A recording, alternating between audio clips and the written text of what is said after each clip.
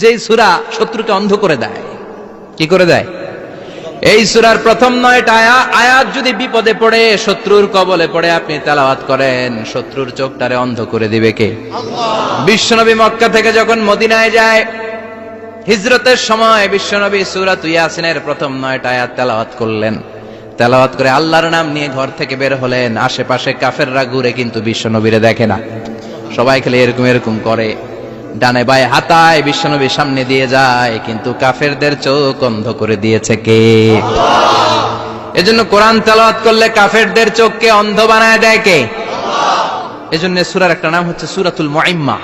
কি নাম? অন্ধ করে দেয়। তাফসিরে কুরতুবীর মুসান্নিফ